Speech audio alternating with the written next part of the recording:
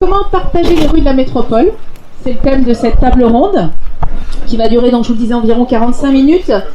Avec nous, pour cette table ronde, Alain Giordano, à ma droite, adjoint au maire de Lyon en charge des nouveaux modes de vie urbains, des espaces verts et du cadre de vie, j'ai tout dit. Voilà, très bien. À votre droite, monsieur Jean-Yves Sécheresse, adjoint au maire de Lyon en charge de la sécurité, salubrité, tranquillité publique et déplacement. Vous avez de quoi faire. À votre droite, Pierre Aymon, conseiller métropolitain chargé des mobilités actives. Je l'ai bien dit dans le bon ordre. Monsieur Fabien Bagnon, coprésident de l'association La Ville à Vélo, et Antoine Bluy, responsable développement de Lime à Lyon. Merci déjà messieurs de vous être mobilisés, déplacés pour cette table ronde sur le thème, je le rappelle, comment partager les rues de la métropole. Pardon ? Sinon vous auriez mis des femmes. Mais, oui, mais vous avez vu que c'est moi qui ai le micro pour l'instant, voilà. Donc comme c'est moi qui ai le micro, c'est moi qui vais donner la parole. Je suis une femme, vous n'avez pas de bol. Ça commence.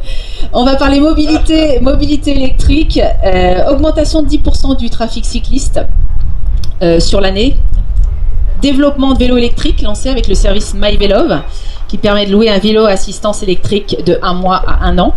Même si la rentrée a été un petit peu perturbée pour certains opérateurs de trottinettes, les trottinettes sont encore légion sur les trottoirs lyonnais. On voit aussi l'arrivée des gyropodes ou autres engins électriques de déplacement personnel, ce qu'on appelle les EDPM. Les transports en commun, les voitures évidemment, ça fait et ça va faire pas mal de monde dans les rues et sur les trottoirs lyonnais. On attend le décret de la loi LOM qui n'est toujours pas passé, qui devrait faire entrer les trottinettes dans le code de la route. Collectivité, syndicats mixtes, on en reviendra tout à l'heure, associations d'usagers, opérateurs privés de stationnement comme de trottinettes en libre service. Quel est le rôle de chacun dans cette nouvelle donne de la mobilité urbaine? Voilà, j'ai presque planté le décor. Alors pour rouler à 2 roues électriques ou non à Lyon, il faut des équipements urbains adéquats. Il faut, vous me corrigerez si je me trompe, une volonté politique. Il faut des stationnements aussi adéquats. Il faut un réseau de transport adapté. Monsieur Sécheresse, je vais commencer par vous. Si vous voulez bien vous saisir du micro qui est devant vous, s'il vous plaît, qui normalement doit fonctionner. Parfait, il fonctionne. Je vais commencer par une question qui va juste piquer un peu. Les engins électriques, ils attirent autant qu'ils agacent finalement.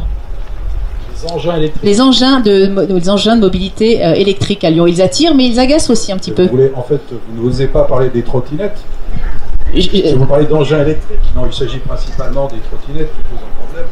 Il y a d'autres engins, mais très honnêtement, ne posent pas vraiment de difficultés. Par exemple, il y a un certain nombre de choses qui sont proposées pour déplacement de touristes en groupe.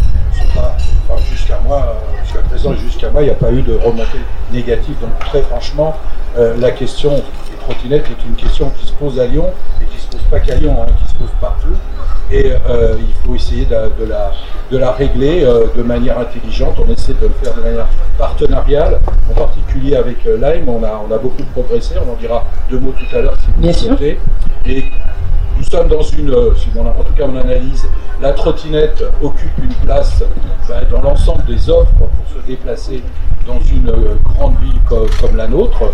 On connaît tous des gens qui utilisent la trottinette, qui ne sont pas tous des gens qui ont moins de 18 ans.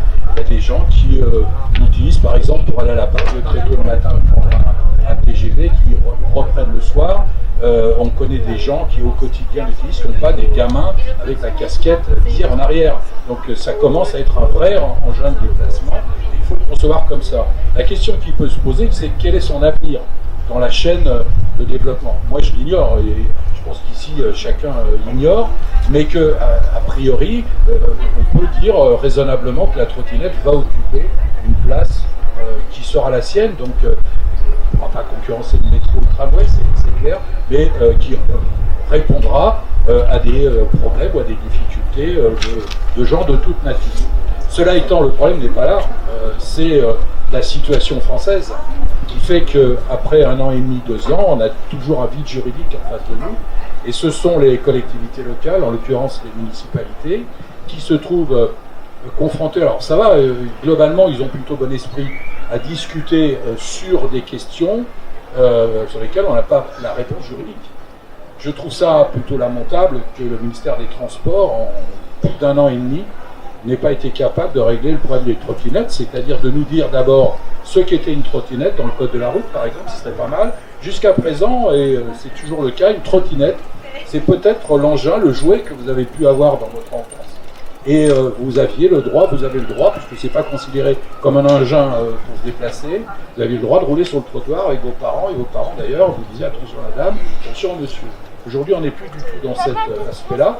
Moi je ne sais pas si ces engins sont habilités à rouler, je sais qu'ils viennent de Chine, je sais que monsieur essaye de les réparer quand ils sont en mauvaise situation, mais est-ce qu'il y a un contrôle?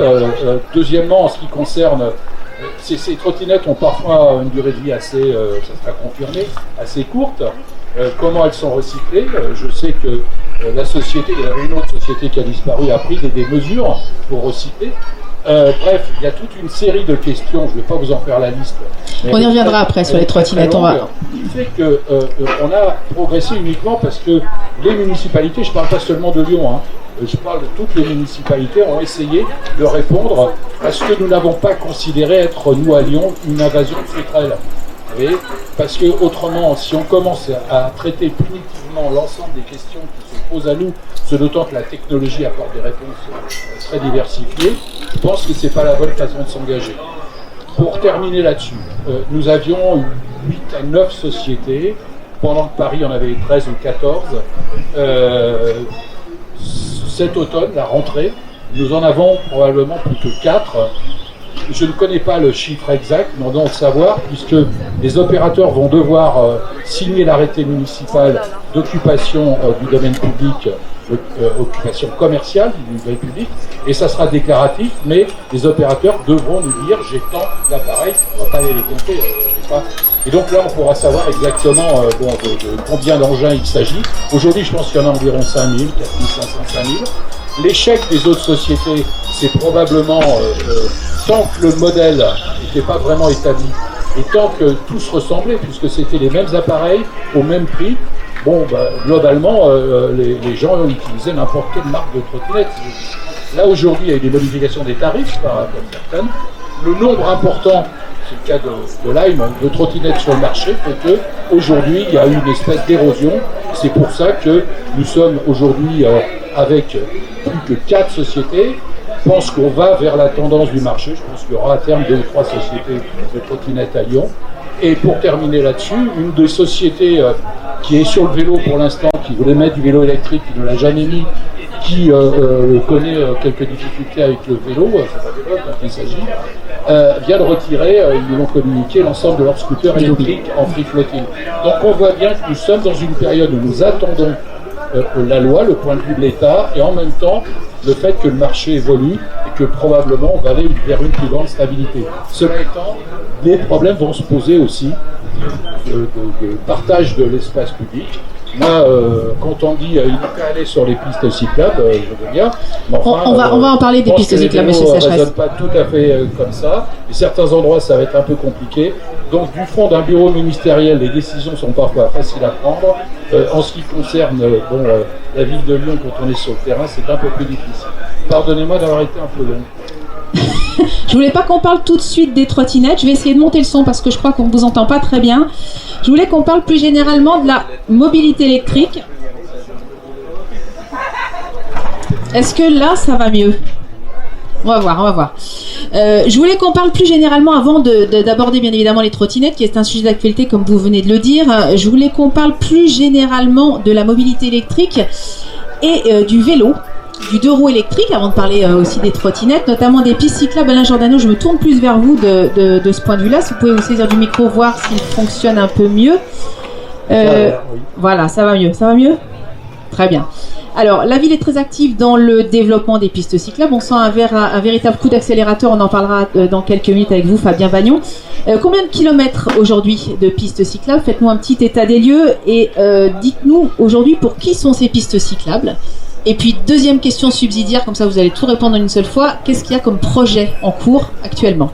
Voilà une question très, très complète et je dois essayer de répondre de façon complète également.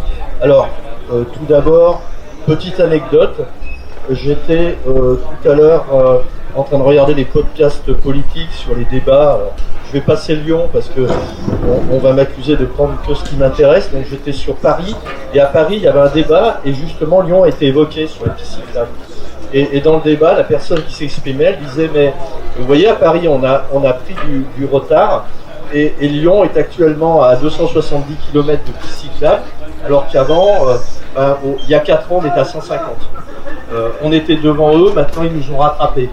Donc c'était le débat qui était en cause et la personne n'a pas été contredite et on compte arriver à 300 km de pistes cyclables à Lyon à la fin du mandat. Tout cela en partenariat bien entendu avec la métropole et Pierre Raymond avec qui nous participerons. Donc moi je décide où elles vont installer, lui il paye. Disons qu'on s'entend bien. Je vais vite parce qu'il faut tout expliquer, mais voilà, donc du coup évidemment on ne va pas l'un sans l'autre, et là sur le territoire de Lyon, ça se passe plutôt bien en ce qui concerne le nombre de pistes cyclables.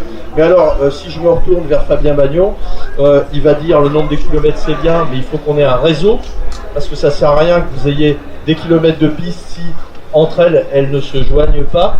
Donc le gros travail, je pense, de ce mandat, et le gros travail qui reste à faire également, c'est bien à penser au réseau. C'est quelque chose de vraiment indispensable. Après, on a fait quelque chose, je pense pour moi, une avancée à Lyon, mais on était en retard, je tiens à le préciser.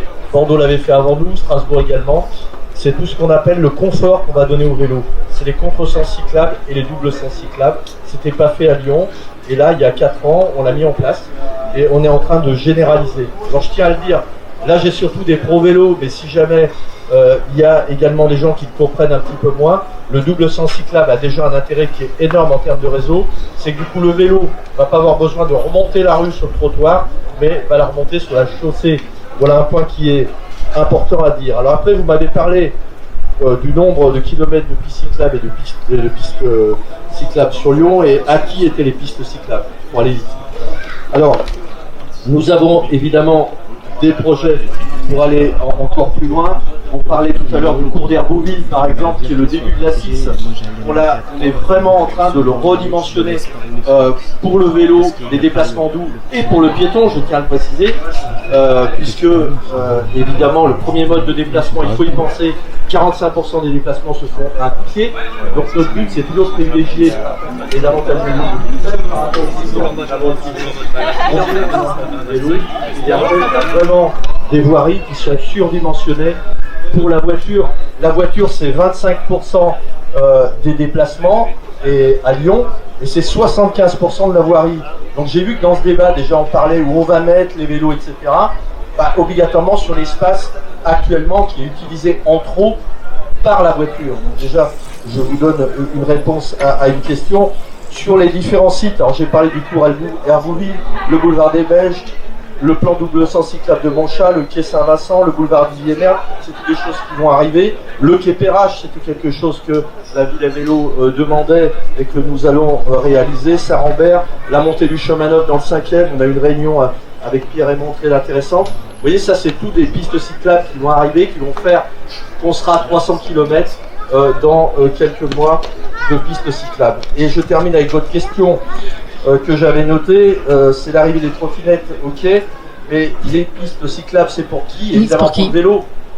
Pour le vélo. Alors après j'étais en train d'y répondre là quelque part. La voirie, pour moi, il y a encore de l'espace à gagner sur la voiture et il faut y penser parce que la trottinette électrique, c'est pas obligatoirement le même concept que le vélo, c'est une évidence à dire. Donc il va falloir recalibrer peut-être ces voiries dédiées à ces déplacements de façon différente, plus grande, pour pouvoir accepter tous ces modes de déplacement. C'est difficile de répondre à tout ça, mais j'espère avoir pu y répondre du mieux possible. Merci. On reviendra sur un ou deux petits points tout à l'heure, notamment le stationnement. Pierre Raymond, je me tourne vers vous maintenant. Vous êtes donc conseiller métropolitain chargé des mobilités actives. Quel est le rôle de la métropole dans ce plan? On a compris que vous étiez celui qui payait, hein, mais vous avez sûrement d'autres rôles. Expliquez-nous, voilà, quelles sont les actions menées par la métropole pour tout ce qui est mobilité urbaine? C'est déjà la métropole qui effectivement finance, mais qui aussi, c'est les services de la métropole qui font les plans, qui mettent en œuvre et qui réalisent. Alors le rôle, c'est de mettre en œuvre ce qu'on a mis en place, le plan d'action pour les mobilités actives. Mobilité active, c'est donc vélo et piéton. De travailler sur l'acceptabilité, c'est-à-dire qu'on fait beaucoup, on essaie de faire des campagnes de promotion du vélo. Quand je dis promotion, c'est meilleur partage de la rue, respect des piétons, des vélos. On a fait toute une campagne sur les réseaux sociaux, les off-codes et tout ça qui a été assez suivi. Tout ce qui va être donc développement de voirie. On parle beaucoup des kilomètres sur la métropole, parce que moi, ce qui m'intéresse, c'est la métropole, parce qu'en gros, la ville-centre, il y a ce qu'il faut, enfin il faut continuer à améliorer, hein. Vous voyez ce qu'on fait sur Fulchiron, là on a presque terminé. Et c'est vraiment, il y a 59 communes dans cette métropole. Il y en a certaines, je ne vous dirai pas laquelle, mais j'en connais une qui a réussi à faire effacer des animations pendant le mandat. Donc non. Donc voilà, mon rôle c'est aussi de convaincre un certain nombre de maires et de travailler avec les adjoints, avec 59 adjoints au déplacement, sur ces questions-là, pour travailler à l'acceptabilité, pour comprendre qu'on ne va pas élargir les routes comme l'a dit Alain, mais qu'il faut partager la voirie. Et quand je dis partager la voirie, quand on voit que depuis 2010, le vélo a augmenté de 370%, on va dire 400%, multiplié par 4. Est-ce qu'on a multiplié par 4 l'espace dédié au vélo? Quand on voit que... Donc il faut vraiment... Là, il faut passer à la rupture, parce que vous dites 10% par an, mais ça veut dire que ça double tous les 5 ans. Ça veut dire qu'il faut vraiment revoir l'espace dédié aux voitures, le revoir sérieusement. Il faut... je vais vous donner un exemple. On a des modalités pour les bandes cyclables. Les pistes cyclables, je ne vous parle pas de ce que faisait le Conseil général, c'était des trucs larges comme ça. Sécheresse, il ne passerait pas, même pas de profil. Donc vous voyez. Mais aujourd'hui, donc, il faut des choses larges parce que circulent des vélos cargo, etc. Des choses larges. Et donc il faut que nous, ce que nous souhaitons, c'est que les gens puissent se doubler, puissent se croiser, puissent papoter. On pourrait rouler à deux troncs pour un vélo pour discuter. Les gens ils sont bien deux. Parfois, il arrive qu'il y ait deux personnes dans la même voiture. Hein. Les gens discutent. Bon, les vélos, il faudrait qu'ils puissent discuter aussi. Donc il faut élargir tout ça. Vous savez que moi, j'ai eu une amende dans ma vie. Parce qu'un soir, sur une voie de bus large, je discutais tranquillement, avec mon épouse, les deux vélos. Et voilà, c'est interdit la nuit au vélo, vous voyez. Et j'ai eu droit à une amende à 11h du soir. Voilà, ça a pris une demi-heure. 22 €, ça va. J'ai fait une collecte. Il ne m'a rien donné. Mais bon, ces choses-là avancent. Mais il y a vraiment beaucoup de travail à faire de ce point de vue-là. Et puis la deuxième chose très importante, c'est tous les points durs. Les points durs, c'est les franchissements de ponts, de rivières. Prenez Villeurbanne, Pucet, il faut traverser le canal, il faut traverser l'autoroute, etc. C'est dur. Prenez le pont de la Mulatière, où je crois que ça fait il y a plus de 7 ans que les associations ont commencé à se bagarrer pour ça. On accompagne, etc. C'est toujours très dur parce que ces espaces-là sont très restreints. Donc ce travail-là sur ce qu'on appelle les coupures urbaines pour permettre la continuité est un travail qui se voit peu, mais qui est très important. Et puis il y a tout l'aspect aussi service qu'on essaie de développer. Le service, ça peut être tout simplement Vélog. Vous voyez, plus de 70 000 abonnés, on élargit les stations autour. C'est un vrai service public de vélo en libre service qui fonctionne très très bien. Ça, il faut l'offrir, il faut l'accompagner. Et puis il y a l'aide à toute une série d'associations, les ateliers d'autoréparation. Il y a une série de... Il y a l'aide, on a fait voter, on va, j'espère le revoter, une subvention pour aider les gens à acheter un véhicule à assistance électrique, neuf ou d'occasion, etc. Toute une série de choses qu'ils font. Et je termine, mais c'est sur les piétons. On a fait un énorme travail avec l'agence d'urbanisme qu'on a remis à l'ensemble des maires des 59 communes et des maires d'arrondissement. C'est un diagnostic de marchabilité pour qu'ils voient bien ce qu'il faut faire. Parce qu'on s'aperçoit que dans certaines communes, tout a tellement été pensé pour la voiture, y compris dans des petites communes, que pour aller du point A au point B, le bras de piéton, il faut qu'il fasse ça. Et nous, ce qu'on voudrait, c'est qu'il puisse faire ça. Donc on aide, on accompagne les communes, et c'est aussi un travail bien évidemment de conviction. Merci, vous travaillez aussi avec les associations. Je vais vous demander de passer le micro à Fabien Bagnon, qui est donc coprésident de la Ville à Vélo. La Ville à Vélo a été créée en 1994. Son but, sans doute, c'est de promouvoir l'usage du vélo, notamment en ville comme mode de déplacement urbain, mais pas que. Vous êtes un usager du vélo, vous côtoyez les usagers des pistes cyclables, qu'ils soient électriques ou non. Quel regard vous avez, vous, Fabien Bagnon, sur tout ce qui est usage des deux roues ?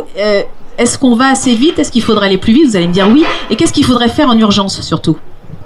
Alors, ce qui est assez frappant, c'est que l'association La Ville Vélo, en gros, s'est créée en 94. C'est au moment du retour du vélo en ville. Voilà, c'était complètement anecdotique, mais les utilisateurs, certains lyonnais et urbains, se remettaient à utiliser le vélo pour se déplacer. Depuis, ce qui est notable, c'est la reconnaissance, et ça, on peut le dater sur les 7-6 dernières années, la reconnaissance du vélo comme un véritable moyen de déplacement. Alors que lors de la dernière campagne électorale, c'était encore compliqué de se faire entendre. Là, on voit bien, il y a une forme de consensus sur la question du vélo, et tout le monde en parle très positivement. Après, sur le bilan, M. Giordano disait qu'on était plutôt en avance sur la ville de Paris. Il faut se comparer. Oui, lors du débat, il faut se comparer à d'autres villes, comme par exemple Strasbourg ou même plus proche d'ici, Grenoble. On n'est pas spécialement en avance. On est dans la moyenne pour une grande métropole. Il y a beaucoup à faire. Et nous, on avait essayé d'étirer l'attention des élus, des décideurs, sur le fait que cette solution de déplacement est extrêmement pertinente, qu'il y avait une véritable envie des citoyens de se déplacer à vélo pour peu qu'on aménage. Voilà. Et quelque part, on est content d'avoir eu raison. Ce qu'on voit, l'explosion du trafic vélo qu'a rappelé Pierre Raymond, donc en gros 400% sur les 10 dernières années, montre que les aménagements qui ont été réalisés n'ont pas forcément été suffisamment bien dimensionnés. Enfin, ça a permis de mailler, ça a permis effectivement de développer cet usage, mais en gros le vélo est presque victime de son succès. Voilà. Donc ça c'est sur la ville de Lyon. Ce qui est essentiel pour le prochain mandat, c'est de déployer cette solution vélo qui est pertinente à tous les niveaux, qui est pas cher à l'usage, pas cher en termes de réalisation. C'est d'apporter sur les 59 communes de la métropole de Lyon. Voilà. Il y a plein de déplacements qu'on peut faire de quelques kilomètres du quotidien, soit pour aller travailler, soit pour emmener ses enfants. Donc le vélo est pertinent, mais on a besoin d'aménagement. Et en périphérie, sur la première et la deuxième couronne, il n'y a souvent aucun aménagement. Et puis il y a des vitesses des véhicules qui sont relativement rapides. Donc ça, c'est le véritable enjeu, c'est mailler l'ensemble des communes de la métropole. Ça va prendre 2 mandats, c'est clair, mais il faut absolument commencer à accélérer les choses sur le prochain mandat, avec, et nous on plaide pour ça, et on commence à être entendu, un réseau express vélo. En gros, ce sera le maillage de la métropole. Voilà, ça, attends, laissez-moi passer parce que... Et sur la ville, d'élargir les pistes cyclables, c'est ce que vous m'expliquez. Alors, fortement encore plus si il y a d'autres usagers qui vont venir les utiliser. Alors effectivement, on va pas reprendre tout le réseau. Ce qu'on appelle, c'est que le dimensionnement anticipe mieux l'évolution de l'usage pour les prochaines pistes cyclables. Voilà. Et puis effectivement, on va peut-être créer de nouveaux aménagements sur des voiries qui ont déjà été traitées pour absorber ce flux grandissant de cyclistes. Est-ce qu'on peut intervenir dans le débat? Alors vous pouvez intervenir dans le débat, oui, c'est un débat, donc allez-y, vous pouvez intervenir. Est-ce qu'il y a quelque chose d'entrepris pour enlever les vélos abandonnés aux attaches vélos, des vélos qu'on retrouve sans roue, qui ont été vandalisés et qui n'ont pas été récupérés par le propriétaire parce qu'il n'en a plus rien à faire, sauf que ces carcasses de vélos viennent nous encombrer et nous empêchent, nous cyclistes, de venir s'accrocher. Alors c'est le cas notamment à la gare, secteur du Diébert. Quelqu'un... Il y en a plusieurs qui sont là en épave, qui ne sont jamais récupérés. Et en revanche, ils sont complètement attachés. Et rien n'est fait. Alors j'ai essayé de faire un site sur la commune de Lyon pour communiquer là-dessus, et j'ai rien trouvé du tout. Alors, est-ce qu'on peut répondre très rapidement à monsieur? On reprendra des questions. Attendez, ce qu'on va faire, parce que si on commence à prendre des questions, on va pas s'en sortir. Je vous laisserai la parole à la fin du débat. On va avancer dans le débat. On va juste répondre à la question de monsieur. Si c'est à vous, monsieur Aymon, de répondre. On vous donne le micro, donc... Oui, je crois que c'est à la ville de Lyon de répondre sur cette question-là. Il y a beaucoup de vélos accrochés, mais franchement, les arceaux vélos, j'ai oublié de le dire, on avait prévu d'en mettre 15 000, on en est à 17 000, et très clairement, ça ne suffit pas pour garer les vélos. Clairement, qu'est-ce qui les gêne le plus? Ça va être les motos, ça va être tous les vélos en libre-service qui ne servaient à rien, qui étaient stockés, fut un temps les scooters électriques, et quelques épaves, oui, qu'il faut gérer, mais je crois que c'est géré avec la fourrière, mais il y a des conditions spécifiques. Oui, mais la remarque est réelle, sauf que nous retirons des voitures épaves, nous retirons, là j'ai retiré 670 trottinettes considérées comme des objets trouvés qui étaient sur les trottoirs, donc vous voyez il y a du travail, mais ça n'empêche que vous avez raison. Deuxièmement, on est en train d'ailleurs pour les trottinettes de concevoir avec la métropole et les opérateurs un plan pour garer des trottinettes mais aussi des vélos, des espaces pour garer les uns les autres. Certains pourront avoir des arceaux, d'autres pourront ne pas avoir d'arceaux, compte tenu que leur matériel, comme le matériel de Velof qui devra arriver, et peut être installé sur la voie publique de manière très simple, un traçage, etc. Parce qu'il y a des béquilles souvent dans ce genre de vélo. Mais vous avez tout à fait raison. Nous manquons d'espace, c'est clair, pour les vélos comme pour les trottinettes. Et là, en ce moment, donc, nous devons le présenter au maire d'ici peu de temps. Il y a un plan, c'est très difficile pour les trottinettes, vous imaginez, qui consistera à montrer un certain nombre d'espaces avec l'aval des opérateurs, ça au moins ça sera clair, de la ville de Lyon et de la métropole, on fera ça ensemble. Normalement, on devrait en savoir plus courant octobre. Et concernant globalement la chose, j'ai toujours dit que nous avions fait signer une charte concernant, par exemple, les trottinettes. Elle avait une valeur extrêmement réduite dans le temps, puisque moi je souhaite, et je l'ai toujours dit, elle est toujours répétée aux opérateurs, que nous allons aller vers une charte dans laquelle il y aura à la fois les éléments globaux, y compris, nous introduirons ce que Madame Borne décidera, donc la réglementation nationale, et puis aussi nous joindrons des cartes avec les espaces pour se garer, et y compris des cartes avec les modulations de vitesse de ces trottinettes. C'est un peu en dehors de votre sujet, mais oui, mais je vais l'expliquer. C'est important, quand il y a une transparence de l'information et que les gens pourront aller sur, par exemple, le site du Grand Lyon ou de la ville de Lyon, paf, il n'y aura pas d'informations cachées, ça sera clair, net et précis. Je crois que c'est important. J'ai bien retenu votre observation. Moi-même, je le remarque, bien sûr, mais sachez que pour les scooters électriques, ils ont décidé de se retirer de la ville de Lyon. Exactement. Antoine Bly, je vais vous laisser la parole, puisque vous êtes responsable du développement Lime à Lyon. On l'a vu, il y a une petite épuration du nombre d'opérateurs en cette rentrée, opérateurs de trottinettes en free floating, en libre service. Ça change quoi pour vous et quelle position vous avez-vous dans le développement des trottinettes électriques à Lyon? Allez-y, je vous pose la deuxième question après. Responsable des opérations. Des opérations, pardon. Là, et on continue notre développement, certes, mais c'est des opérations. Et on fait quelque chose de sérieux depuis 1 an, à la fin du mois. Peut-être parce que on est les derniers rentrants. On est encore vu, comme le disait M. Sécheresse, comme un jouet pour enfants au milieu d'un trottoir.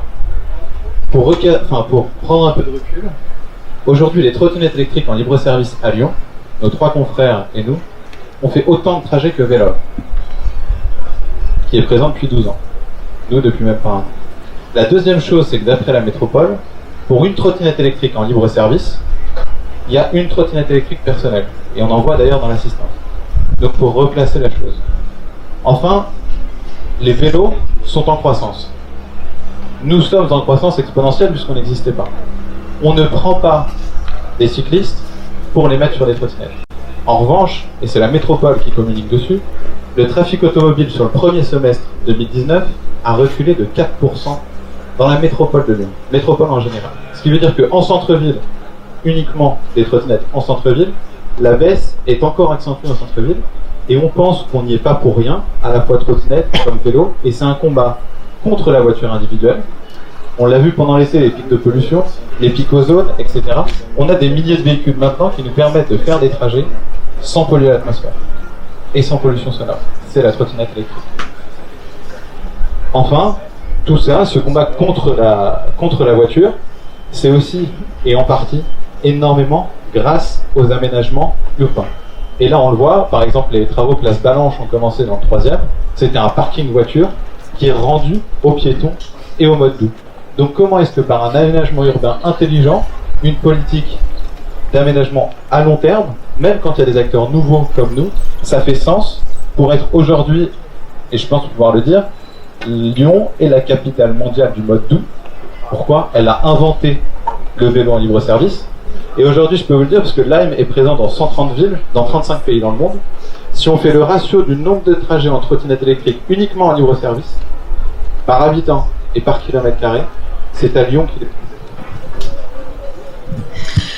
Alors, une petite question un peu dérangeante. On parlait, l'hôpital Saint-Joseph-Saint-Luc, avait communiqué là-dessus en début avant l'été d'ailleurs.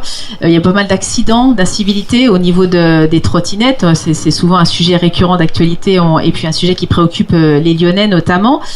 Qu'est-ce que cela vous inspire, vous, et quel rôle estimez-vous avoir là-dedans ? Est-ce que vous avez un rôle d'information, de prévention, de répression ? Comment vous vous positionnez là-dessus ? Déjà, comme l'a dit M. Sécheresse, il n'y a pas de loi. Donc aujourd'hui, quelqu'un qui roule sur le trottoir, avant le 8 mai et l'arrêté du maire de Lyon, n'était même pas hors la loi.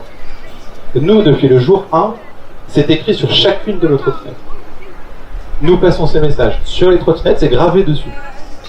Sur l'application, à chaque fois que vous l'utilisez, on refait ces messages de temps en temps sur l'application.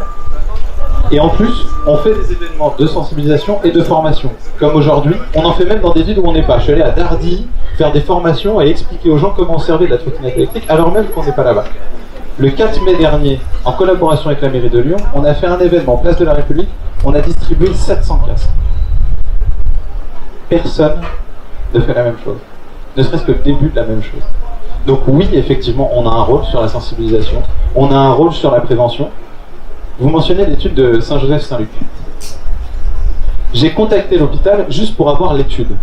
Savoir sur combien il y avait d'accidents, sur combien de jours, est-ce que c'est des trottinettes en libre service, est-ce que c'est des trottinettes personnelles, quand est-ce qu'on lit les accidents, est-ce que c'est la nuit, est-ce que c'est le jour, est-ce que c'est avec une voiture, est-ce que c'est avec un piéton, est-ce que c'est parce que la personne est alcoolisée, est-ce qu'elle roule trop vite. L'hôpital a refusé de nous répondre. Donc aujourd'hui, nous faisons de la prévention. Nous faisons tout ce qui est en notre possession pour le faire. Nous subissons le vandalisme. Et quand on veut aller plus loin, parfois on est bloqué. Mais encore une fois, on est nouveau et ça va prendre du temps. Monsieur Sécheresse, je vais vous redonner la parole. Dans ce contexte, est-ce que la ville de Lyon doit être celle qui sanctionne ? Je sais que donc vous avez mis une convention en place avec les opérateurs de trottinettes. Il y a une taxe d'usage de l'espace public qui a été mis aussi en route en collaboration et en partenariat, en discussion avec les opérateurs. Quel est le rôle de la ville là-dedans ? Est-ce que ça doit être vous devez être celui qui sanctionne, et comment vous pouvez effectuer les contrôles ? Écoutez, d'abord les moyens dont nous disposons, monsieur l'a dit, sont extrêmement réduits. L'arrêté du maire, c'est une contravention à 35 €. La ministre des Transports nous a indiqué qu'il y aurait dorénavant, quand la loi nous accompagnera, des contraventions à 135 €. On voit bien que ce n'est pas exactement de la même nature. Deuxièmement, on a de très grandes difficultés, d'abord en termes de moyens, mais aussi, il faut le reconnaître, le système, le nombre important. Il y a eu jusqu'à 8 à 9 000 trottinettes à Lyon qui sont arrivées en quelques semaines, et qu'on a été un peu, non pas débordé, mais c'était impossible de gérer ça. Donc nous sommes en train de définir des espaces, comme j'ai expliqué tout à l'heure, et moi je pense que tendanciellement, ça ne sera sûrement pas en octobre prochain, il faut arriver vers un système que Velov souhaite mettre en place, s'ils mettent en place des vélos électriques, de free floating, c'est-à-dire l'impossibilité de laisser son vélo, en l'occurrence le Velov, n'importe où. Il faudra qu'il revienne dans un espace, ils ne seront plus arrimés à des stations, mais dans un espace déterminé par Velov. Je pense que pour les trottinettes, il va falloir arriver à ça. En tout cas, les opérateurs qui sont encore actifs le souhaitent. Donc ça permettra très probablement de solutionner beaucoup de choses. Ensuite, la question de partage de la rue. C'est un mot sympa, un partage. Le problème, c'est qu'ensuite, il y a les urgences. Il y a un certain nombre de choses. Il y a des gens en ce moment qui sont face à des problèmes avec leurs assurances qui sont absolument extraordinaires. D'ailleurs, moi j'ai demandé quelles étaient les couverture en termes d'assurance que proposaient les opérateurs, franchement, c'est pas le boulot du maire de Lyon de faire ça. Hein, c'est l'État qui dit, quand vous avez une voiture, il faut que vous soyez assuré. Bon, je l'ai demandé, Lime en l'occurrence et les autres ont bien voulu pour certains me répondre, mais on n'avait pas de nous l'analyse juridique. En ce qui concerne le casque, moi je pense que, je vois d'ailleurs de plus en plus de cyclistes qui ont des casques, moi je pense que être sur une trottinette sans casque, c'est quand même jouer un petit peu, au moins avec sa santé, si ce n'est qu'avec sa vie. Donc je sais qu'il y a des casques à boudin qu'on peut mettre dans le sac à dos, etc. Il faudra faire la promotion de tout ça, mais avouez que c'est quand même pas le travail de la ville de Lyon que d'aller vers ça. Nous accompagnons, nous l'avons fait pour Lime, je suis désolé, mais nous l'avons fait aussi pour Dot, qui a fait ça sur une place lyonnaise, distribuer des casques, des initiations, un peu comme cela est fait pour d'autres appareils ici. Je crois que c'est normal qu'on accompagne ce genre de choses. Il faut que, sur un certain nombre d'aspects, tout rentre dans l'ordre. Cela étant, il y a quand même un comportement, si on veut partager la rue, qui doit progresser. Quand le préfet Clavière, qui malheureusement est parti, suite à l'accident mortel de la jeune femme par le C3, rue de la République, a souhaité faire un rendez-vous sur la question du partage de la rue. Bien entendu, l'idée d'inviter le Citral, d'inviter les représentants des associations de vélo, etc., c'est fait rapidement jour. Moi, j'ai demandé que les opérateurs de trottinettes soient également là. Cela étant, l'opérateur, il n'est pas responsable de la personne qui conduit. Donc, il y a un vrai problème d'éducation. Là, on a, nous, des flyers. La métropole fait des actions sur le net. On essaye de faire en sorte, nous, on a des flyers avec la police nationale pour les voitures, le respect des vélos, pour les trottinettes, enfin, tous les engins qui nous préoccupent. Mais on a vraiment un problème, y compris, je dois le dire, même si je dois partir sous les huées, en ce qui concerne le comportement de certains cyclistes. Je remarque que le comportement de gens qui font du vélo par habitude, qui ont leur propre vélo, en général pose pas trop de problèmes globalement dans la ville. En revanche, je dois le dire, certains qui utilisent le vélo posent vraiment des problèmes, notamment certains qui l'utilisent de manière manifestement de temps en temps, ça pose vraiment un problème. Je ne sais pas comment on va pouvoir faire en sorte que nous progressions tous ensemble, enfin là on a un problème de comportement personnel. En ce qui concerne les accidents, moi je peux vous dire que l'accidentologie des skates, quand les skates sont arrivés de manière massive dans nos villes il y a 15 ans ou 20 ans, les traumatologies du poignet, quand on tombe, bien entendu on met les bras, étaient énormes. Aujourd'hui il y en a bien moins puisque les jeunes qui font du skate sont de meilleurs pratiquants, ils maîtrisent mieux leurs choses. Je suis désolé, mais quelqu'un qui fait du vélo de manière quotidienne maîtrise mieux d'abord son vélo, deuxièmement, appréhende mieux la ville et ses contraintes, et donc est plus respectueux globalement des règles. Ça, je crois qu'il faut le dire. Et donc il faudra, parce que c'est sympathique le free floating, je prends, je laisse, je prends, je laisse, mais il va falloir quand même que nous puissions progresser. Nous avons un problème juridique, c'est-à-dire comment nous faisons une contravention. Nous en avons dressé là, suite à l'arrêté, parce que nous avons pris sur le fait un certain nombre de gens qui étaient sur une trottinette, sur le trottoir. Donc c'est facile pour un policier municipal de dire monsieur, vous n'allez pas être là, boum, 35 €. Mais en revanche, quand il passe, etc., ou quand il y a des trottinettes garées absolument nulle part, pourquoi nous avons choisi de les traiter pour l'instant comme des objets trouvés? Parce que justement, nous n'étions pas en contravention avec la loi cette fois-ci, car nous n'avons pas le droit. Nous considérons que la trottinette qui traîne sur un trottoir, c'est comme celui qui laisse son matelas sur le trottoir ou son frigo, vous voyez, pour éviter d'aller à la déchetterie. Donc, quand les personnes viennent, quand les opérateurs, excusez-moi, viennent les récupérer à la police municipale, d'abord, je voudrais vous dire que nous allons en récupérer 670. C'est quand même pas tout à fait secondaire. Donc, il y a une activité de la police municipale. Non, il ne faut pas rigoler, monsieur Aymon. Vous n'avez pas de policier à la... Et donc, vous n'avez pas de pouvoir de police. Le problème, c'est que vous reposez sur le pouvoir de police du maire de Lyon en toute occasion. Moi, je peux vous dire que les policiers, c'est pas le truc qui les fait le plus marrer que de récupérer des trottinettes et les mettre dans leur bagnole. Donc c'est quand même peu encourageant pour le métier de policier, je dois le dire, et nous en aurons récupéré, mais quand nous restituons à l'opérateur, contrairement à ce qui s'est passé à Paris, où d'ailleurs la presse en est fait l'écho, c'est-à-dire que Lime, par exemple, pour les mettre en accusation, ne venait pas chercher leur trottinette puisqu'il y avait à la clé une amende. À Lyon, comme ce sont des objets trouvés, quand vous perdez votre portefeuille et qu'on le retrouve, on ne vous demande pas de sortir 50 € de ce portefeuille pour pouvoir le récupérer. Bien entendu, c'est gratuit, c'est un service public. Donc nous restituons gratuitement. Dernier point sur les questions des trottinettes qui sont dans l'eau. Moi, je me suis tourné vers les pompiers, le SDMIS. J'aurais demandé ce qu'ils pouvaient faire, puisque la question des batteries se pose souvent. Les pompiers m'ont dit qu'ils ne pouvaient pas agir parce qu'ils avaient déjà agi sur des questions comme cela, et les sociétés spécialisées dans la récupération de matériel de ce type-là, en général, se retournaient au tribunal administratif pour dire que les pompiers n'ont pas à faire ça. Donc j'ai demandé notamment la caserne du Confluent qui est là-bas, qui a des plongeurs comme celle de Gerland, quand ils faisaient des exercices, les faire dans ces exercices dans les endroits où il y avait, on supposait, des trottinettes. Le film est absolument inintéressant, mais inquiétant. C'est-à-dire que c'est lime, dot, vélove, lime. D'ailleurs, c'est quand même assez préoccupant. Moi, je suis quand même étonné que VNF, je n'ai pas entendu jusqu'à présent. On se plaint toujours de la ville de Lyon, on parle toujours de la ville de Lyon, voire même de la métropole, nous sommes le diable dans bien des cas, mais franchement, VNF devrait se préoccuper de tout ça. Nous avons quand même passé un accord, au moins avec Lime, pour le parc de la Tête d'Or et pour les berges. Concernant ces trottinettes, nous avons demandé à Lime, et je veux dire que la société respecte ce genre de choses, qu'une trottinette ne puisse pas s'approcher à moins de 30 mètres des berges. De manière à ce que, d'ailleurs vous n'en voyez pas sur les berges, j'espère, de manière à ce qu'on ne puisse pas l'acheter. Cela étant, on peut l'acheter depuis un pont, je reconnais que l'argument peut être faible. Donc nous faisons des efforts, mais franchement, nous ne sommes pas toujours aidés.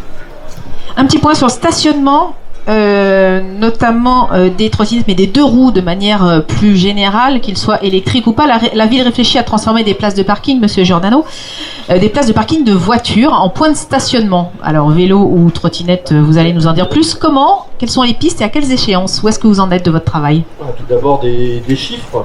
On se le disait tout à l'heure et on est tous d'accord là-dessus. 25% des déplacements qui se font en voiture seulement, et 75% de l'espace est utilisé par les voitures. Donc il faut aller dans un sens de logique, c'est-à-dire de reprendre sur l'espace dédié à la voiture, tout en permettant quand même à la voiture de fonctionner, c'est un équilibre, mais là il y a un retard essentiel au détriment du vélo notamment, et il faut le rattraper. Donc il y a 20 000 places depuis 2014 de stationnement voitures qui ont été libérées, je les ai suivies, et qui ont été rétrocédées. Alors ça peut être simplement, et pas simplement, pour moi c'est important, implanter des arbres par exemple. Mais il faut que dessous on n'ait pas de réseau, donc par exemple. Mais c'est aussi des espaces qui sont dédiés, bien entendu, c'est ce que monsieur disait tout à l'heure, au stationnement des trottinettes et des vélos. Donc 20 000 c'est important. On va continuer à aller dans ce sens, bien entendu, mais je voulais revenir par exemple à ce qu'on est en train de faire aujourd'hui. Il faudrait bien dire les choses. D'abord, je voulais remercier Tribune de Lyon, parce que c'est une opération qui est assez jeune là. Et tout à l'heure on me disait, mais alors vous soutenez pas? Bien entendu, il faut soutenir ces modes de déplacement alternatifs à la voiture et au thermique. Donc là on est dans quelque chose d'essentiel, mais parallèlement il faut bien qu'on puisse croiser avec ce qui doit être permis sur l'espace public et comment on gère cet espace public. Et ça, quelque part, la présence aujourd'hui, par exemple, de la police municipale, qui est tout en mesure. Tout à l'heure, j'entendais le responsable de la police municipale qui disait « mais il faudrait même baisser les amendes, parce que moi, des fois, mais en mettre plus souvent. » Voilà, parce que des fois, on tombe sur des étudiants qui sont là avec leurs écouteurs, etc. Ça fait un peu mal au cœur de leur mettre 120 €, donc peut-être quelque chose de plus modique, mais plus souvent, parce que il faut contrer ces pratiques-là. Et quelque part, aujourd'hui, je pense qu'il y a un rôle pédagogique. Un seul exemple, puisque vous me dites des problématiques, comme je vous ai dit, 20 000 places de stationnement depuis 2014, notamment aux espaces vélos, mais pas que, également au parc, aux arbres. Mais concrètement, quand vous avez un parc comme la Tête d'Or, 110 hectares que je gère, puisque vous avez dit que je suis aussi adjoint donc au parc et jardin. À un moment, on a vu arriver des tas de véhicules en free floating, notamment des trottinettes. Qu'est-ce qu'on allait faire avec ça? En plus, le soir, on fermait le parc. donc on ne savait plus quoi faire avec ces trottinettes. Bon, elles allaient à une époque carrément donc à la fourrière, hein, voire ailleurs, et du coup on se révoltait contre, parce qu'il n'y avait pas de charge, il n'y avait rien du tout, et on était débordé un petit peu par les opérateurs. Maintenant avec les opérateurs on s'est mis d'accord, c'est ce qu'a dit Jean-Yves Sécheresse tout à l'heure, si vous arrêtez votre trottinette dans un parc, eh ben, elle ne s'arrête pas. Donc vous continuez de payer, donc vous êtes obligé de sortir et on n'a plus ce problème. Ce qu'a dit Jean-Yves tout à l'heure, c'est très important. Vous approchez du Rhône, de la Saône, du coup, eh ben, vous ne pouvez plus l'arrêter non plus. Donc vous êtes obligé de le laisser à une certaine distance.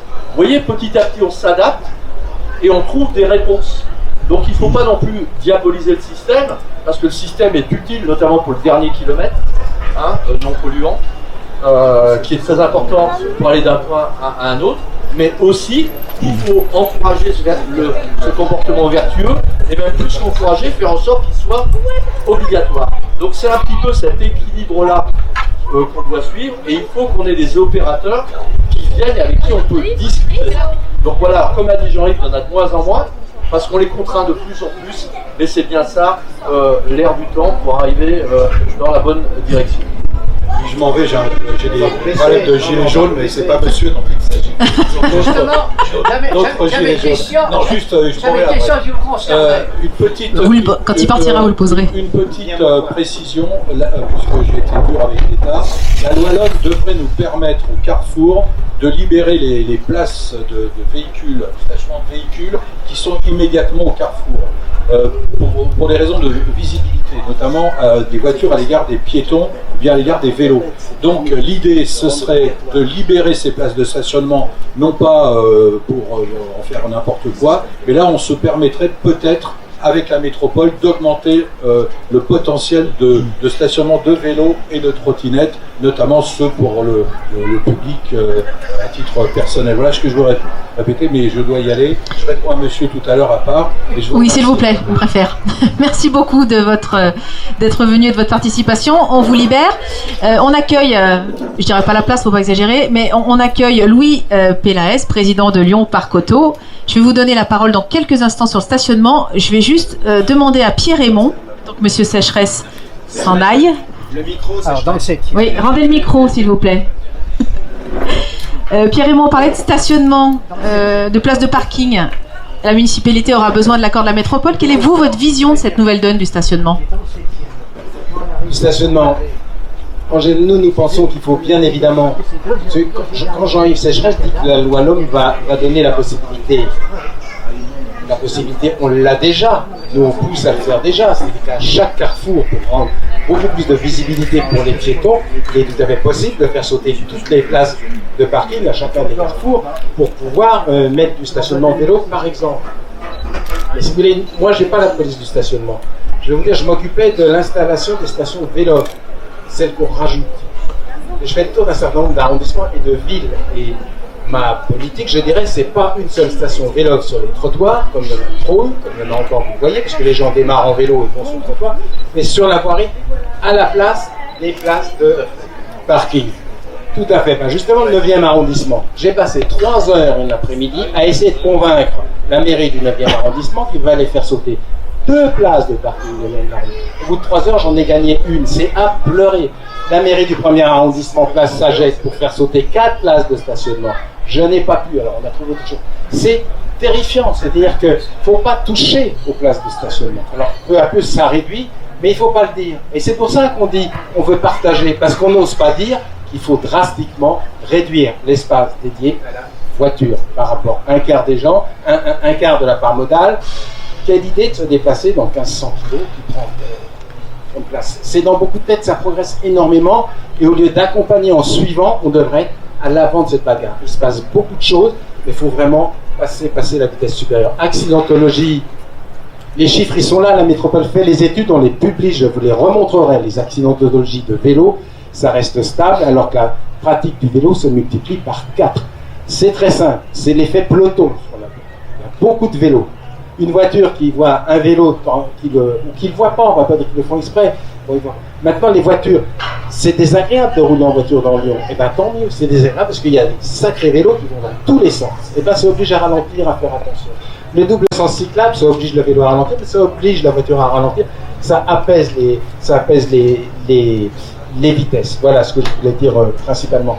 Je vous laisse passer le micro à monsieur Fabien Pagnon qui voulait réagir. Oui.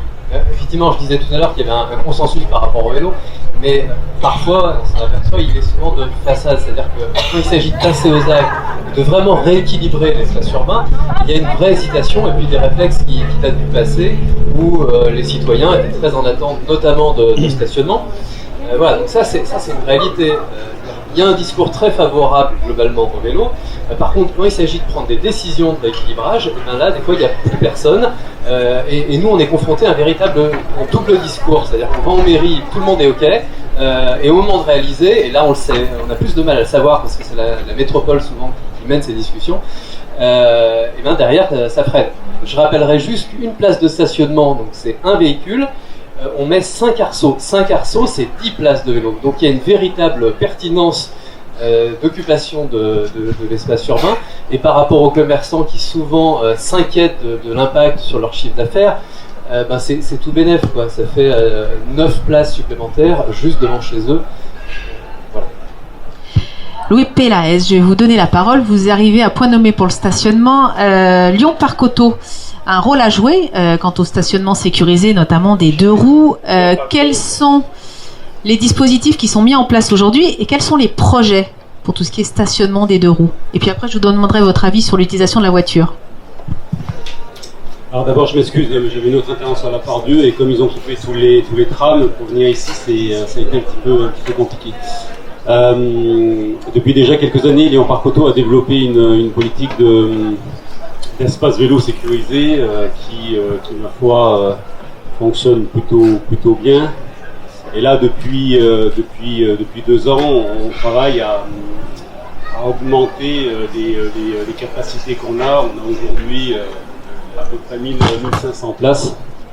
L'idée c'est d'aller chercher et d'augmenter ces places. Donc on a fait un certain nombre de travaux, il y a encore d'autres travaux qui arrivent. On se rend bien compte que malgré tout ça ne suffit pas et que notamment avec les règles de péréquation et les règles financières qu'on a aujourd'hui dans le cas des concessions des parkings, on ne va pas pouvoir énormément développer ces espaces vélos, en tout cas aujourd'hui, dans les parkings souterrains, et que donc il faut trouver d'autres solutions. Donc on est en train de chercher des solutions à l'extérieur de la ville, on est en train de négocier pour acheter un bâtiment derrière la mairie du 1er arrondissement pour en faire un espace vélo sécurisé.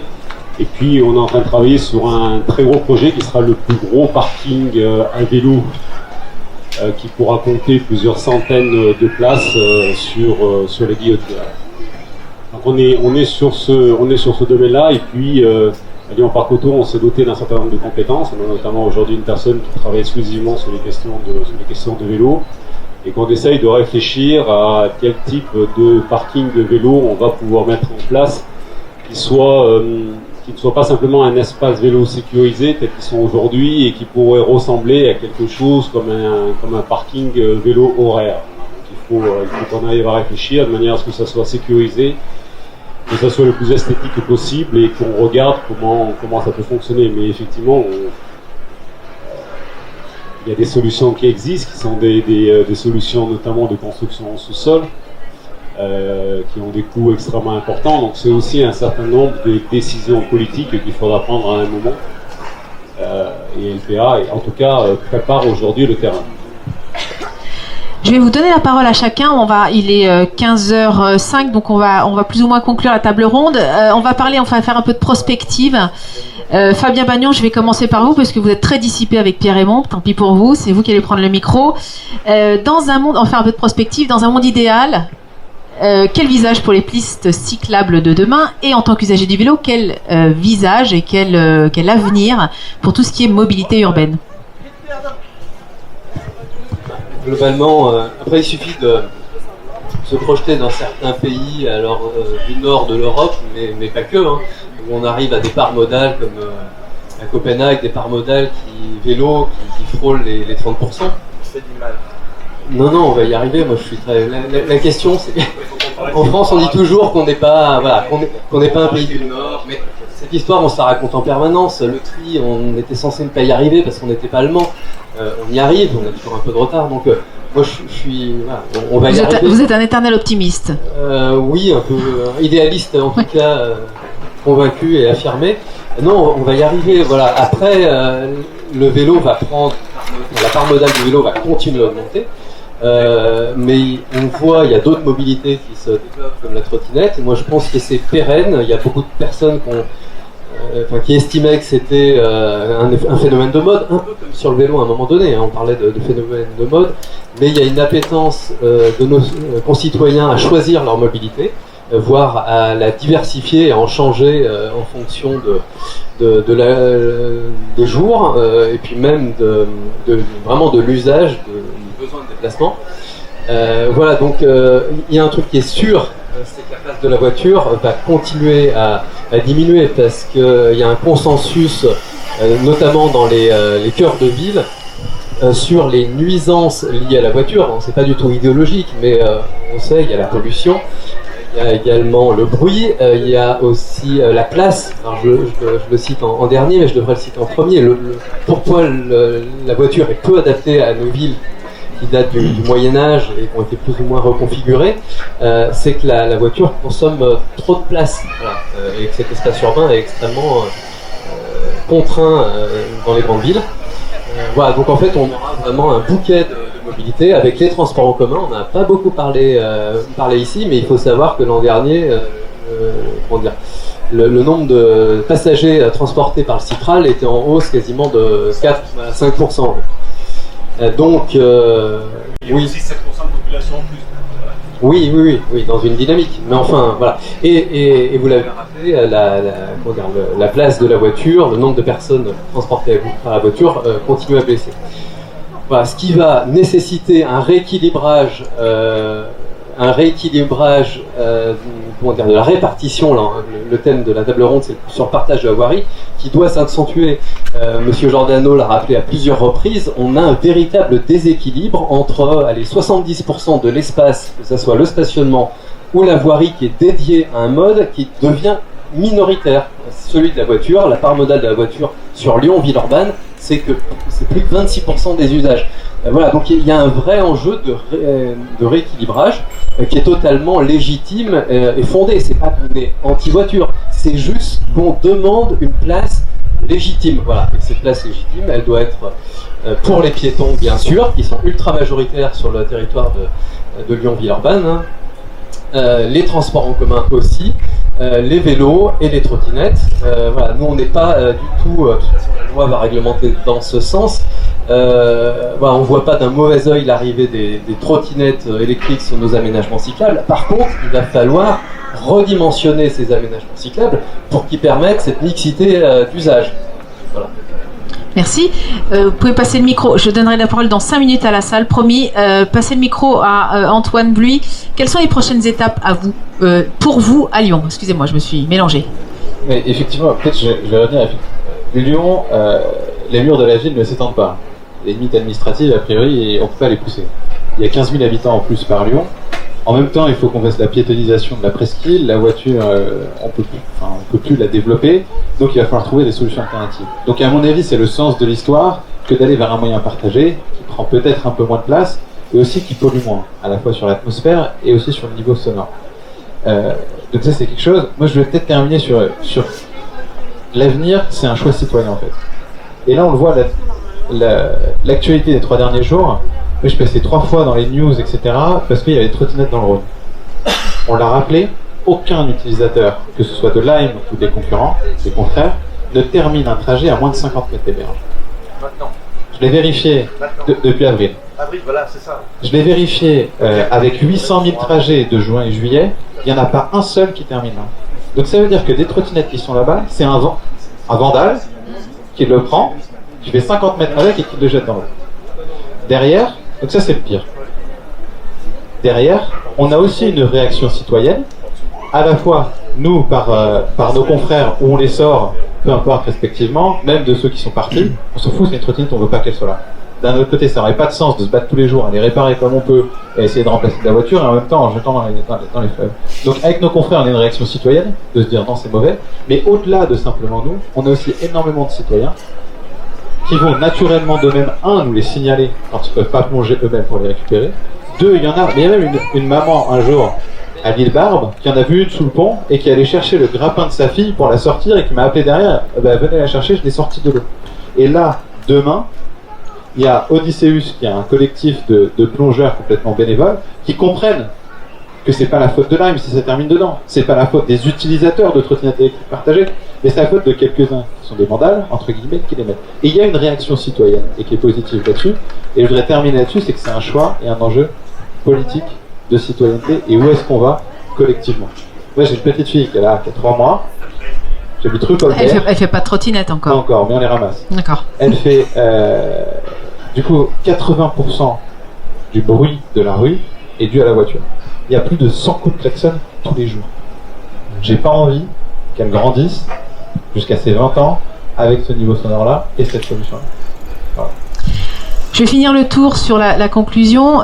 Louis Pellet, je vais vous donner la parole. Votre vision à vous de la mobilité urbaine de demain? Je crois qu'on est à peu près tous d'accord qu'il faut effectivement partager, qu'il faut qu'il y ait un partage des usages. Après, il faut faire attention aux comparaisons, il faut faire attention à un certain nombre de chiffres qu'on peut donner. Ce qui est comparable à Copenhague n'est pas forcément comparable avec Lyon, etc. Attention. Attention aussi à la part modale, au discours qu'on passe sans arrêt. La part modale de l'automobile diminue. Moi, je ne le vois pas en tout cas. Je ne le vois pas dans les chiffres de LPA et je ne le vois pas à chaque fois que je suis amené moi aussi à prendre la voiture. Parce qu'effectivement, il y a une utilisation différente de la voiture, mais en même temps, vous l'avez dit, toutes les années, sur la métropole, il y a plus de 10 000 habitants supplémentaires. Et parmi ces 10 000 habitants, il y en a quand même un certain nombre qui viennent aussi avec leur voiture. Donc ça vient se surajouter. La question de la pollution, que ce soit la pollution atmosphérique ou la pollution sonore, un jour, on peut penser qu'avec l'évolution technologique entre les voitures électriques, les voitures à hydrogène, etc., on pourra s'imaginer qu'éventuellement la pollution va disparaître. En tout cas, ça ne sera pas la même pollution. C'est-à-dire qu'il n'y aura pas de pollution, mais ça ne sera pas la même pollution. Par contre, il y a quelque chose qu'on ne résoudra pas, c'est la congestion. Et c'est là-dessus qu'il faut qu'on travaille. Et qu'il faut qu'on travaille tous ensemble. Parce que si on veut que le vélo se développe, que les nouvelles mobilités, que ce soit aujourd'hui les trottinettes électriques ou tout ce qui va arriver demain, puissent se développer, les transports en commun, il faut qu'on libère de la place. Et pour libérer de la place, il n'y a rien de mieux que le stationnement. Alors, moi, quand je suis arrivé à la tête de LPA, on m'a dit, mais à partir du moment où tu prends la tête de LPA, c'est que tu es un pro-voiture et que donc tu... La question, elle n'est pas là. La question, c'est que moi, je préfère voir les voitures en sous-sol. Je préfère travailler. Est-ce qu'effectivement, les gens... Et on le voit bien que ça commence, c'est pas encore suffisant, mais qu'il y a une utilisation différente de la voiture, qu'ils l'utilisent moins, qu'ils l'utilisent pour des trajets plus longs, pour les week-ends, pour les vacances, et qu'aujourd'hui, la forte demande que nous, on a par exemple, c'est d'avoir des modes de stationnement qui ressemblent presque à du stockage. C'est-à-dire, je ne prends ma voiture finalement qu'une fois par semaine, qu'une fois ou 2 fois par mois. Par contre, j'ai quand même besoin de ma voiture, pour X raisons. On peut en penser ce qu'on veut, mais c'est en tout cas comme ça qu'ils réagissent. Et donc j'ai besoin d'un endroit pour pouvoir stocker ma voiture. Et moi je préfère qu'elle soit stockée dans un endroit où effectivement elle ne prend pas de la place au-dessous. Voilà. Donc ça c'est des choses sur lesquelles on travaille. De la même manière, je ne sais pas si on a parlé de l'autopartage, mais on voit bien que les choses évoluent. Par contre, l'évolution ne va pas forcément aussi vite que le nombre de voitures qui arrivent, notamment avec les nouveaux habitants. C'est pour ça qu'il faut sans arrêt continuer et aller plus loin. L'autopartage aujourd'hui à Lyon fonctionne véritablement, c'est extrêmement efficace, il faut aller encore beaucoup plus loin. Il faut aller vers des voitures électriques, vers des voitures hybrides. J'espère pouvoir lancer moi ou mon successeur ou ma successrice en quelques années des expériences de véhicules hydrogène, excusez-moi, en autopartage. Mais il faut qu'on travaille tous ensemble et pas les uns contre les autres. Monsieur Giordano, je vous laisse quelques minutes pour un peu le mot de la fin. Votre vision de la mobilité de demain? Non. C'est très important parce que en ce moment on a quasiment tous les jours, mais je pense des réunions sur la piétonisation. La piétonisation ne peut fonctionner que si effectivement on arrive à trouver une solution de stationnement qui convienne et qui soit en logique avec la piétonisation. Le visage des grands axes de la ville de demain et du centre-ville, de la presqu'île peut-être, enfin, quelle vision vous en avez? Pour faire beaucoup de réunions sur le terrain, comme là par exemple, si je me baladais et j'avais quelques débats avec les personnes qui nous écoutent, la vision de la ville de demain, les gens la veulent avec beaucoup plus de verdure, donc un cadre agréable, et puis c'est lié au niveau des déplacements, qu'on puisse prendre en compte les déplacements non polluants. Et puis Pierre-Raymond l'a dit tout à l'heure, prendre de la place, c'est aussi de la pollution quelque part. Donc un véhicule, voiture, prend de la place souvent pour une personne et pour un poids considérable. Donc voilà, c'est se poser ces questions-là et en y répondant, on avance. Maintenant après,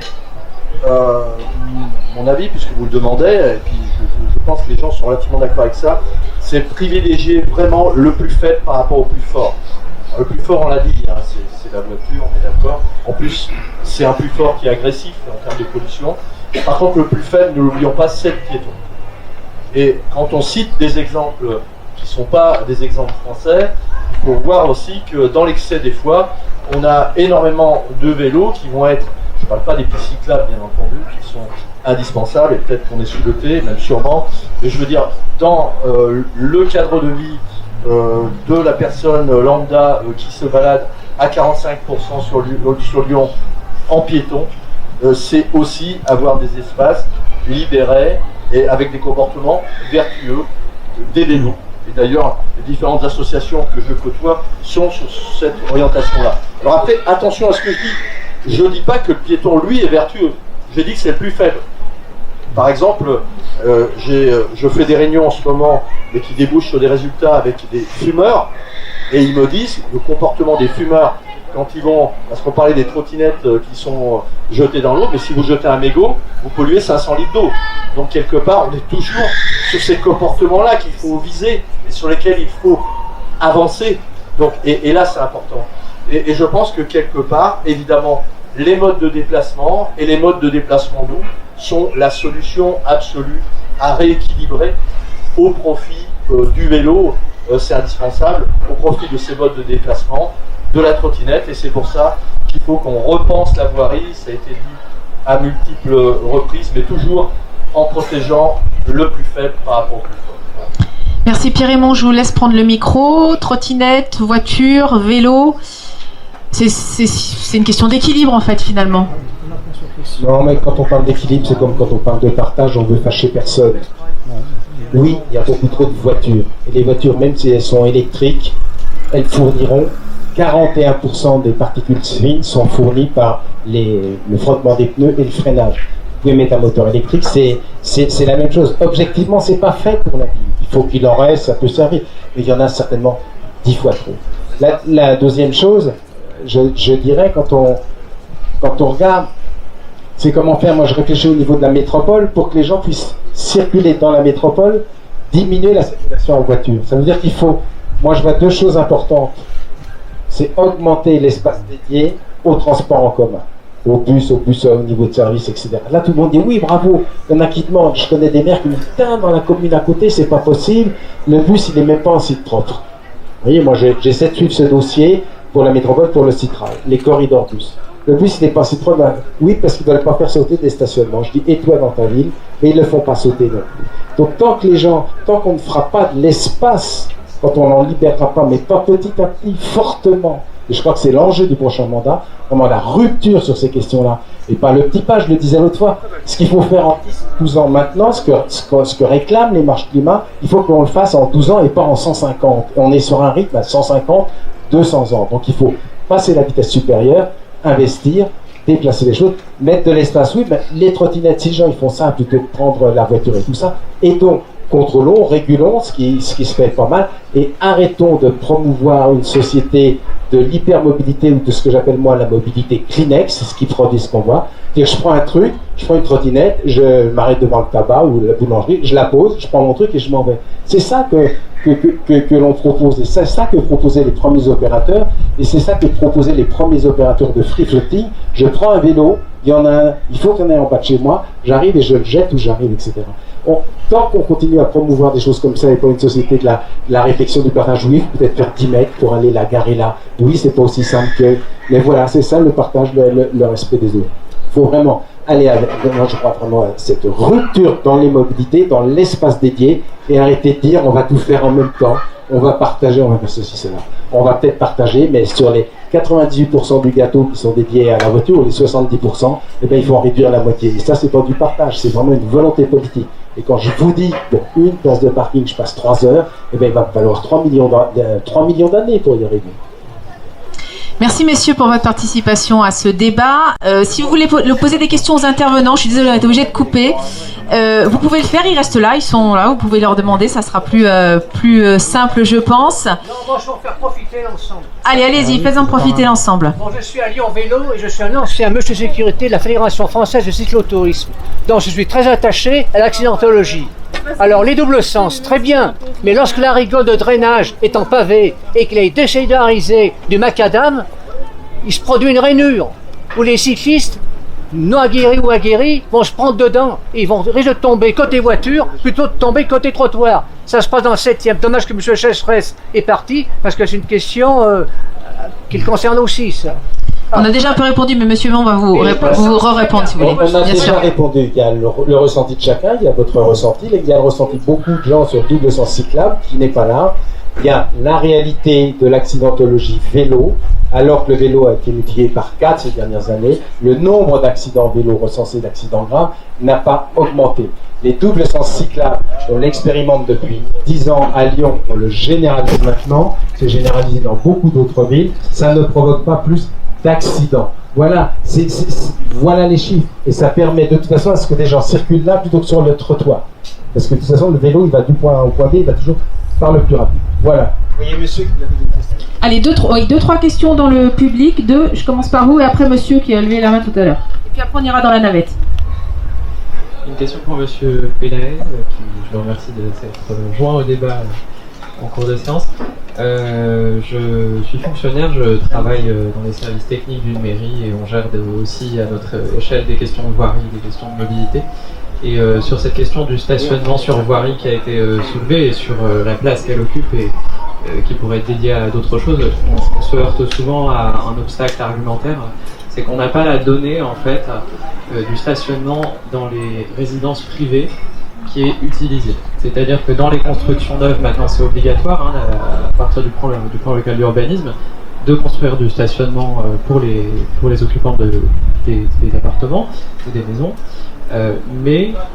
Ou dans l'existant, il y a souvent, dans les résidences des années 70, il y a souvent énormément de stationnements qui existent, et on n'a pas la donnée en fait sur l'utilisation effective de ce stationnement. Alors je pense que c'est quelque chose que LPA pourrait conduire. Alors je sais que c'est pas une donnée qui doit être facile à obtenir, mais d'avoir des enquêtes dans les résidences d'habitat collectif pour savoir exactement si le stationnement est utilisé ou pas, parce que on est aussi témoin de comportements peu vertueux, il faut le dire, de gens qui, j'imagine par facilité, se stationnent dans la rue alors qu'ils ont une place de stationnement automobile dans leur résidence. Voilà. Est-ce que ce genre d'étude est envisagé? Est-ce que la donnée existe? En tout cas, je n'en ai jamais vu. En tout cas, ce qui existe, c'est la volonté, c'est pour ça qu'on a créé LPA & Co, de pouvoir mieux utiliser les places de stationnement qui existent dans le privé. Et le privé, c'est aussi bien effectivement des habitations d'usage collectif comme les logements sociaux que les immeubles de bureaux. Et on le fait déjà, puisque notamment avec le travail des bailleurs sociaux, on a aujourd'hui récupéré près de 1500 places de stationnement qu'on offre à la possibilité de stationnement pour d'autres, et qui étaient des places qui n'étaient pas utilisées ou qui étaient sous-utilisées. Moi je pense effectivement, et ça j'en suis convaincu, et Pierre Raymond sera au moins d'accord avec moi là-dessus, qu'on peut de manière extrêmement importante diminuer le nombre de places en voirie si on utilisait déjà mieux toutes les places qui existent. Tu parlais tout à l'heure des maires d'arrondissement. Moi j'ai un petit peu moins maintenant, mais en tout cas sur les premières années du mandat, j'ai eu tous les maires d'arrondissement qui venaient me voir en me disant il faut absolument que LPR me construise un parking sur mon arrondissement, sous telle place, etc. Et comme je savais que de toute façon ça ne se ferait pas, que ce n'était pas possible, et que de toute façon ce n'était pas forcément une bonne idée, a commencé la réflexion de se dire mais est-ce que déjà toutes les places qui existent sont déjà bien utilisées? Et on s'aperçoit effectivement que ce n'est pas du tout le cas. Sauf que c'est compliqué, parce que ces parkings-là, ils appartiennent à des bailleurs sociaux, ils appartiennent à des promoteurs, ils appartiennent à des gestionnaires d'immeubles, ou ils appartiennent à des gestionnaires d'immeubles de bureaux. Moi, ça me rend malade de voir que on l'estime aujourd'hui à quasiment 15 000 places de stationnement sous des immeubles de bureaux, qui pour beaucoup sont totalement inutilisés à partir de 15 heures. Et les parkings sont totalement vides, même en plein centre-ville, à des endroits où on a des besoins et qui pourraient soulager, et notamment dans le cas de la piétonisation d'un certain nombre de secteurs comme la Part-Dieu par exemple, ils sont totalement vides à partir du vendredi, souvent le matin, mais en tout cas à partir du midi, jusqu'au lundi matin, 10h du matin, et qu'on ne peut pas les utiliser. Tu disais que tu passais 3 heures pour libérer une place en voirie. Moi, en ce moment, je passe des journées à essayer de convaincre des directeurs de l'immobilier de telle ou de telle grosse entreprise pour leur dire c'est aberrant, c'est d'autant plus aberrant que vous perdez de l'argent. Donc, vous pourriez non seulement rentabiliser vos places, et en plus, on pourrait répondre à un véritable besoin. Donc, il y a effectivement ce travail-là qui est à faire. Dernière question très courte, 1 minute, et après on va prendre la navette. Je vais faire vite. Frédéric Poussan, je représente l'ANUM, qui est l'Association nationale de micromobilité électrique. Donc on est potentiellement 1 million d'utilisateurs d'engins électriques. On est assez décrié dans les médias, on est attaqué un petit peu de toutes parts et on nous promet un peu l'Armageddon avec des amendes dès lors qu'on irait un petit peu trop vite ou on ferait quelques excès. Le message que je souhaite faire passer, c'est que on est quand même des gens assez vertueux, on ne fait pas de bruit, c'est vrai. Moi, à titre perso, je vais au travail avec ma trottinette électrique. J'effectue plus de 4000 km par an. C'est 400 litres d'essence que je ne rejette pas dans l'air lyonnais et que je ne fais pas respirer à vos enfants. Donc moi j'estime que ce genre de chiffres devrait être connu et nos usages devraient être poussés et on devrait nous laisser plus de place sur la chaussée, avoir une chaussée mieux entretenue, comme disait monsieur, c'est vrai qu'on se retrouve avec des nids de poules, déjà les signaler avec de la peinture, ça serait bien, ça nous éviterait des chutes. Voilà, nous on fait un maximum d'efforts pour respecter les piétons, pour déjà nous protéger nous avec des casques, avec des assurances, avec tout ce qu'il faut, mais on aimerait un peu plus de bienveillance et d'accueil de la part des médias et puis des communautés urbaines également, de la ville, et puis d'avoir la possibilité aussi de faire de l'extra-urbain. Enfin, on a énormément de demandes autour de nos usages, mais surtout le message que je veux faire passer, c'est soyez bienveillants avec nous et on vous le rendra. On ne fait pas de bruit la nuit, on ne réveille pas les gens. Une moto qui traverse la ville, c'est 250 000 personnes qui sont réveillées. Moi, quand je traverse Lyon avec ma trottinette, je ne réveille personne. Donc par exemple, ce genre de message que je veux faire passer, essayer de nous soutenir et de ne pas nous promettre des montagnes d'amendes à la rentrée avec la loi l'homme. Et on ne sait pas trop ce que ça va se donner, mais voilà, c'est le message que je voulais faire passer. C'était pas une question, c'était un message. Voilà, c'est ça. Voilà, donc moi, ce ne sera pas une réponse, mais ce sera un message de réponse. Si vous n'étiez pas là tout à l'heure, j'expliquais que la police municipale allait tout à fait dans votre sens. Donc du coup, je ne vais pas en rajouter. Et puis peut-être distinguer deux types de comportements. Celui qui a l'habitude d'être en trottinette électrique, c'est votre cas, comme l'habitude de faire du vélo, qui va être, allez, excusez-moi de donner des pourcentages, mais qui va être sur un pourcentage très élevé de comportement qui sera plus vertueux, et la personne qui va débuter ou qui va commencer et qui a besoin d'un encadrement. C'est pour ça qu'on parlait tout à l'heure, on a fait signer une charte à la ville de Lyon, et notamment dans cette charte, c'est pas qu'on oblige à rouler moins vite, c'est que de toute façon, vous ne pouvez pas rouler plus vite, puisque la vitesse est limitée, par exemple, dans certaines zones. Alors je parlais du par la tête d'or, mais allons des choses plus simples, comme les voies piétonnes dans Lyon, et ben hop, vous êtes bloqué à 8 km/h, c'est ça, vous ne pouvez pas aller à plus de 10 km/h. Et je pense que ce dispositif est indispensable aussi pour réguler. Après, il y a toujours un appel au comportement citoyen, et je pense qu'avec vos propos, et c'est tout à fait dans ce sens-là, et moi je vous en remercie. Voilà. Merci messieurs pour votre participation, merci aux personnes qui ont assisté au débat. Je vous invite, messieurs les intervenants, à vous lever et à vous diriger vers la navette Navia, parce que vous avez la joie de pouvoir aller la tester.